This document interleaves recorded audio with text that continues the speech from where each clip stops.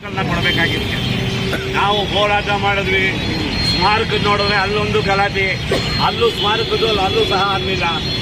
ಇಲ್ಲಿ ನೋಡಿದ್ರೆ ವಿಷ್ಣುವರ್ಧನ್ ಪ್ರಶಸ್ತಿ ಕೊಡೋಕ್ಕೂ ಒಂಥರ ಅನ್ಯಾಯ ಮಾಡ್ತಾ ಇರುವಂಥದ್ದು. ಇವತ್ತು 15 ವರ್ಷಗಳ ಕನಸು ಇವತ್ತು ನನಸಾಗಿದೆ. ಮಾನ್ಯ ಮುಖ್ಯಮಂತ್ರಿಗಳು ಮೈಸೂರಿನವರೇ ಆಗಿದ್ದಾರೆ. ಜೊತೆಗೆ ಮೈಸೂರಿನಲ್ಲೇ ಸ್ಮಾರಕಕ್ಕೆ 5 ಎಕರೆ ಕೊಟ್ಟಿದ್ದಾರೆ. ಆದರೆ ಇವತ್ತು ಸಹ ಮುಖ್ಯಮಂತ್ರಿಗಳೇ ಸಿದ್ದರಾಮಯ್ಯನವರೇ ಮೈಸೂರಿನ ತವರೂರಾದಂಥ ಮುಖ್ಯಮಂತ್ರಿಗಳು ಮತ್ತು ಸಾಹಸ ವಿಷ್ಣುವರ್ಧನ್ ಅವರು ಮೈಸೂರಿನವರು. ಅದರಿಂದ ಇವತ್ತು ನಾವೆಲ್ಲ ಅಭಿಮಾನಿಗಳ ಪರವಾಗಿ ಸಿದ್ದರಾಮಯ್ಯನವರಿಗೆ ಹೃತ್ಪೂರ್ವಕವಾದ ಅಭಿನಂದನೆಗಳನ್ನ ತಿಳಿಸ್ತಾ ಇದ್ದೀವಿ. ಯಾಕೆಂದರೆ ಯಾರು ಕೊಡದೇ ಇರುವಂಥದ್ದು ಇವತ್ತು ಮುಖ್ಯಮಂತ್ರಿಗಳು ಸಿದ್ದರಾಮಯ್ಯನವರು ಕರ್ನಾಟಕ ರತ್ನ ವಿಷ್ಣುವರ್ಧನ್ಗೆ ಪ್ರಶಸ್ತಿಯನ್ನು ನೀಡಿ ಇಡೀ ಕರ್ನಾಟಕದ 7 ಕೋಟಿ ಅಭಿಮಾನಿಗಳ ಹೃದಯವನ್ನು ಇವತ್ತು ಗೆಲ್ಲಿಸಿದ್ದಾರೆ. ಅದಕ್ಕೆ ನಾವು ಅವರಿಗೆ ಮತ್ತೊಮ್ಮೆ ಹೃತ್ಪೂರ್ವಕವಾದ ಅಭಿನಂದನೆಗಳನ್ನು ತಿಳಿಸ್ತಾ ಇದ್ದೀವಿ. ಬಹಳ ದಿನಗಳಿಂದ ವಿಷ್ಣುವರ್ಧನ್ಗೆ ಇನ್ನೂ ಕೆಲವು ಪ್ರಶಸ್ತಿಗಳು ಬರಬೇಕು, ಭಾರತ ರತ್ನ ಬರಬೇಕು, ಪದ್ಮಶ್ರೀ ಬರಬೇಕು. ಆದರೆ ವಿಷ್ಣುವರ್ಧನ್ ಯಾವತ್ತೂ ಪ್ರಶಸ್ತಿಗಳಿಗೆ ಆಸೆ ಪಟ್ಟಿರಲಿಲ್ಲ.